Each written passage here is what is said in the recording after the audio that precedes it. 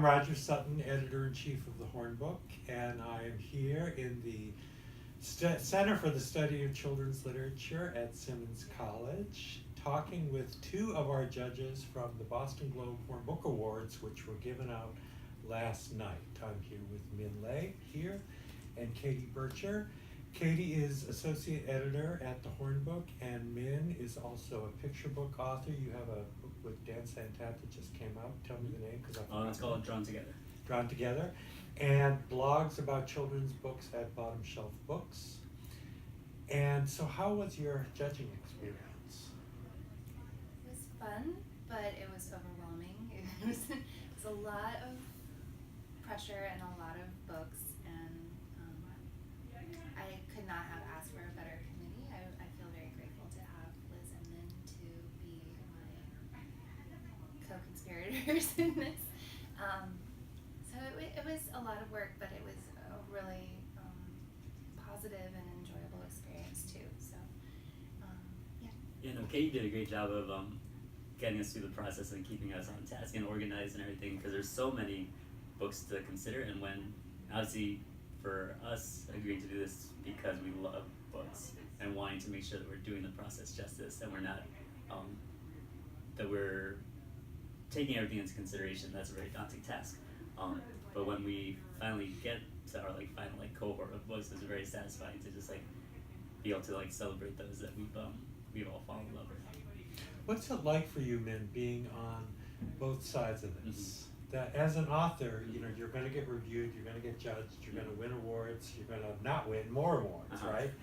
And so what's it like being in the position of the decider? Yeah, it's fascinating. To me, it gives nice perspective, being in the room and knowing how those conversations go.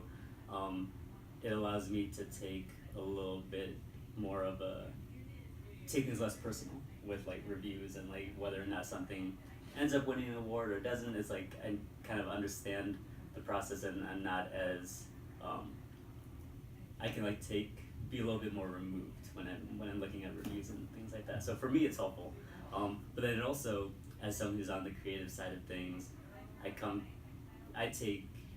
going to offer a negative criticism of a book, I take that very seriously and don't just try not to be flippant with it, because I know how much blood, sweat, and tears goes into making something, and if it doesn't come off quite right to the reader, I think there's a responsibility that comes with pointing that out, but I try to do so not in a way that's mean-spirited or just for the sake of being critical. So it's clever, right. Which is often I was guilty of that, have been guilty of that, where you just use it as an opportunity to show that you're smarter than the book.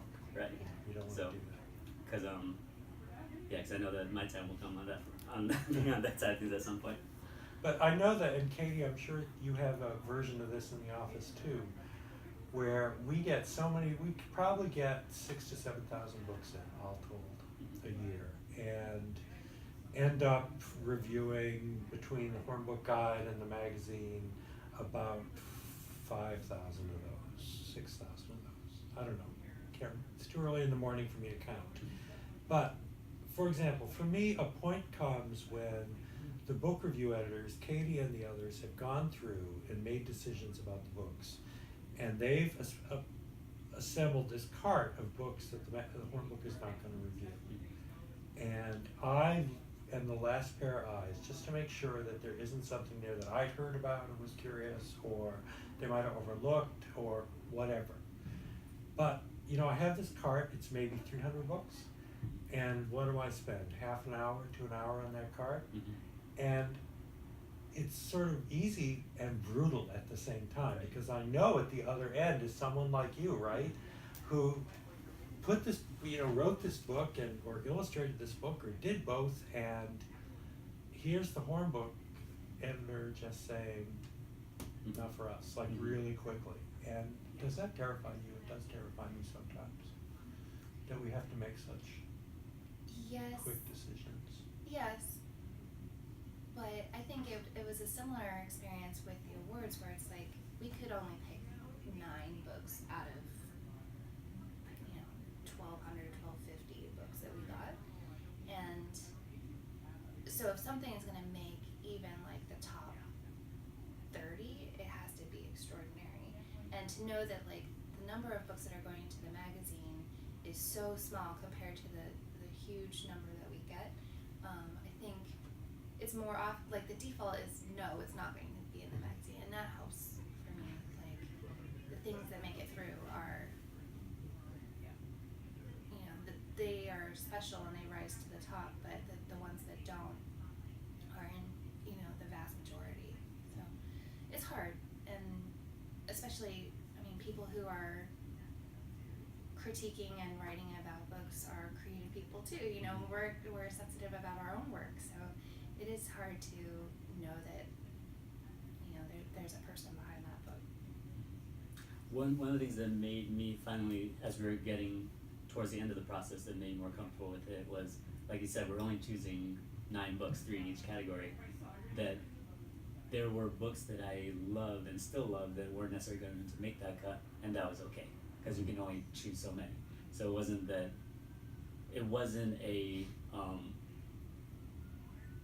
negative to say it wasn't going to be the winner or the honor, because there's still a wonderful book. And like once I made peace with that, things started to fall into place. Right, and I think that there are books that didn't make our, you know, maybe they were in our top 30 or 40 or whatever, but that didn't actually get awarded, that we are still going to go out and advocate Right. for and recommend, and feel, you know, have a special place in our heart for, because as we said, like 9 books out of over 1,000 books, that's a very, very high bar to reach.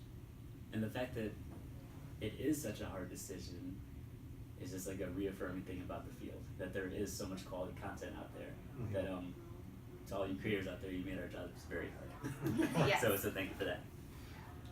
You know, earlier this morning I did these similar video interviews with 6 of our winners, and the question I asked them was, had there been a moment when they became aware of themselves as a creator of books?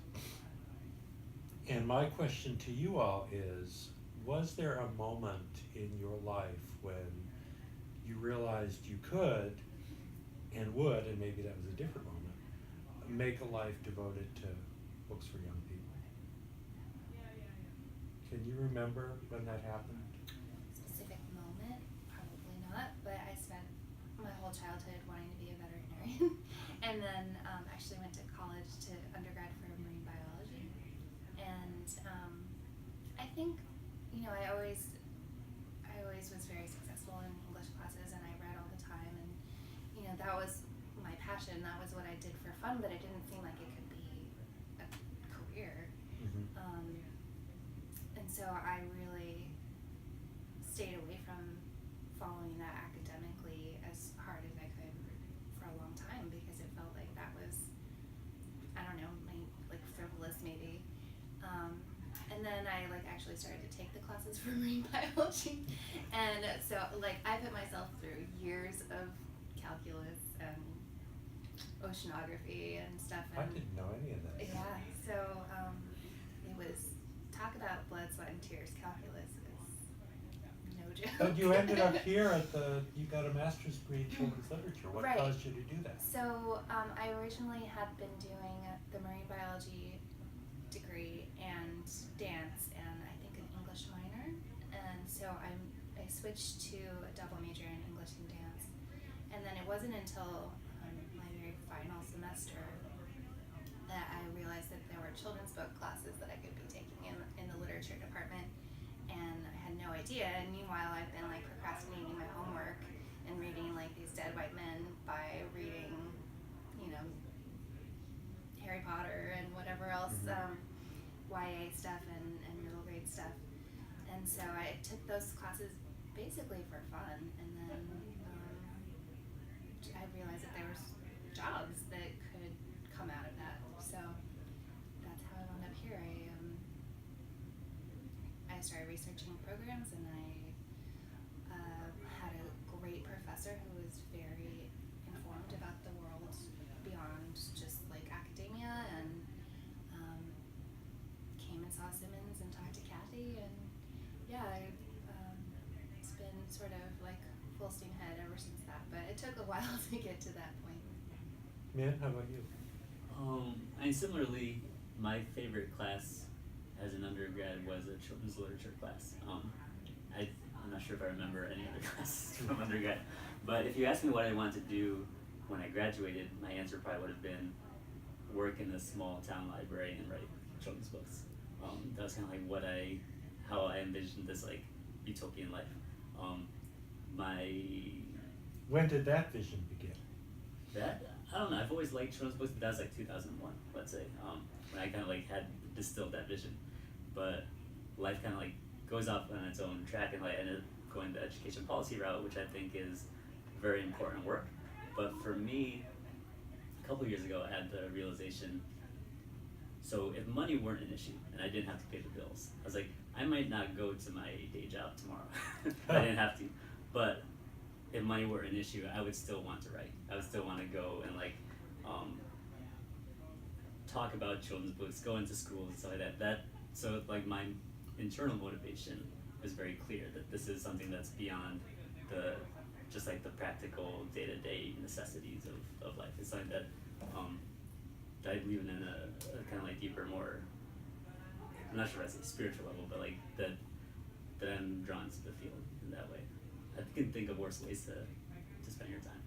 It's funny, that for me was the same thing too in graduate school. I took a children's literature class because a friend said it would be fun. And look, here we are. Here we are. Thank you for being with us. Thank you, Min. Thank you, Katie, for your great job. Thank you for having us. And Liz, who's not with us this morning. Liz, our third judge. But I'm grateful to everything that you've done and look forward to more and more success from each of you. Thank you very much.